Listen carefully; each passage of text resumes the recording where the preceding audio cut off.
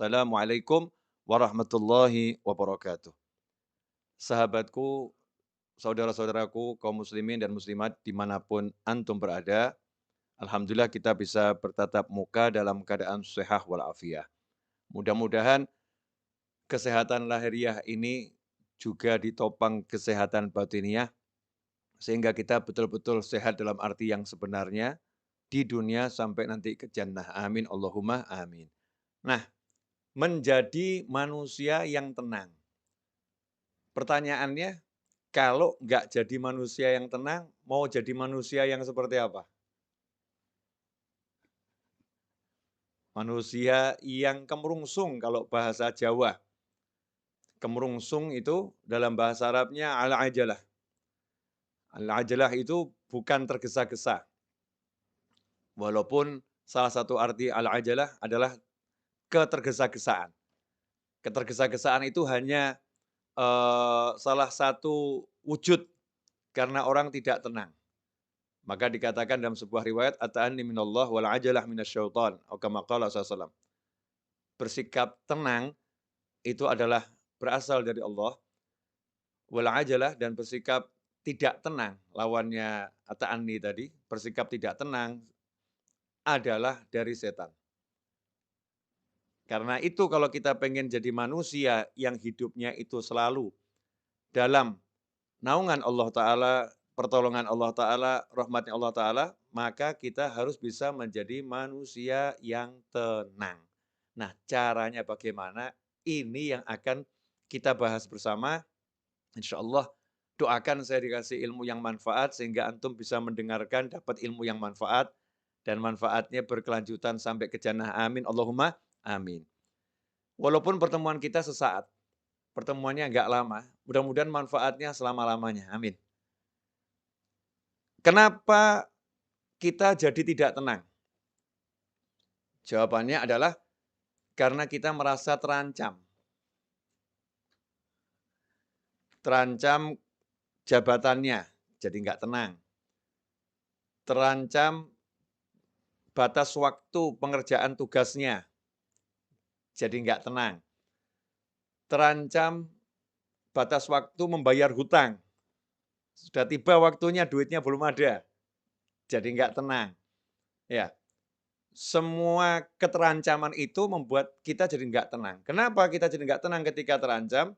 Karena kita bergantung pada sandaran yang tidak boleh dijadikan sandaran. Jadi kita menggantungkan harapan kepada sandaran-sandaran yang tidak boleh dijadikan sandaran. Di mana Allah telah mewahyukan di dalam surat Al-Ikhlas, "Qul huwallahu ahad, Allahus samad." Katakanlah, hanya Allah yang Maha Esa. Kalau bahasa lugasnya, yang ada itu cuma Allah, yang lain nggak ada. Yang ada cuma Allah, yang lain nggak ada. Bosmu yang nggak ada, kemudian partnermu yang nggak ada, tabunganmu nggak ada, kepandaianmu nggak ada, semua nggak ada. Yang ada itu cuma Allah Ta'ala.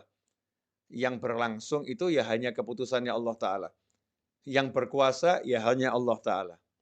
Yang bisa mengizinkan sesuatu terjadi hanya Allah Ta'ala. Yang bisa mencegah sesuatu agar tidak terjadi hanya Allah Subhanahu wa taala. Enggak ada yang lain. Qul huwallahu ahad. Katakan, hanya Allah yang ada. Cuman Allah. Nah, kalau sudah yang ada cuman Allah, Allahus samad. Allah adalah harapan, sandaran, Tuhan yang menjadi tempat bergantungnya segala sesuatu. Hanya Allah, nggak ada yang lain.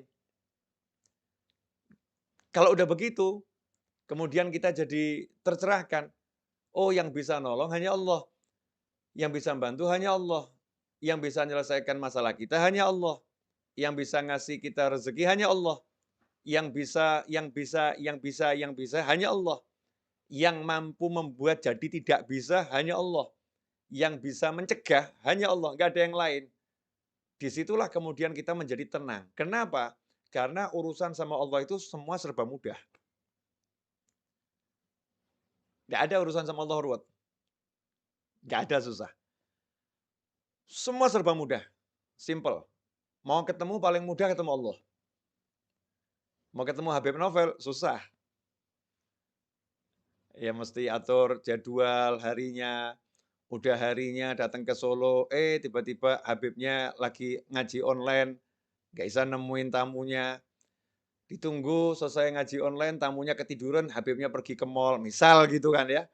Wah tadi udah keluar Habibnya ke mall, susah nih mau nemuin Habib Novel. Muncullah kalimat, Habib Novel susah ditemuin. Tapi sejak kapan ada kalimat Allah susah ditemuin? Nggak ada, nggak ada. Ngomong sama orang yang paling kita cintai, suami atau istri. Masya Allah, untuk didengar itu susah. Udah ngomong sama suami berkali-kali, nggak pernah didengar. Udah ngomong sama istri ribuan kali, nggak pernah didengar. Tapi kalau ngomong sama Allah, nggak ada kata nggak didengar. Wa huwas sami'ul alim. Ya Allah maha mendengar, maha mengetahui. Allah mendengar. Iblis ngomong aja didengar sama Allah Ta'ala. Apalagi kita. Ya iblis tuh ngomong sama Allah didengar. Allah kalau udah maha mendengar itu nggak pilah-pilah. Yang ngomong itu wujudnya seperti apapun, wujudnya iblis, wujudnya setan, wujudnya siapapun, didengar sama Allah Ta'ala. Nggak dipilah-pilah. Allah maha mendengar. Jadi kalau hubungan sama Allah serba mudah. Diperhatikan nggak sama Allah? Allah maha melihat. Kira-kira Allah tahu perasaan saya nggak? Allah Al-Khabir. Ya. Sampai hal yang paling detil pun dari diri kita, Allah maha mengerti. Kira-kira Allah nanti berempati enggak sama saya ya? Huwar Rahmanur Rahim. Dia maha pengasih lagi maha penyayang. Lah yang nggak iman aja disayangin, apalagi yang iman. Huwar Rahmanur Rahim. Ya, dia Allah maha pengasih lagi maha penyayang. Saat itulah kita jadi tenang. Karena untuk berhubungan sama Allah, kita nggak harus ke kanan, nggak harus ke kiri, nggak harus ke depan, nggak harus ke belakang, nggak harus naik, nggak harus turun. Tinggal ini, hatinya nyambung ke Allah, selesai. Nah, kalau udah begitu, jadinya tenang.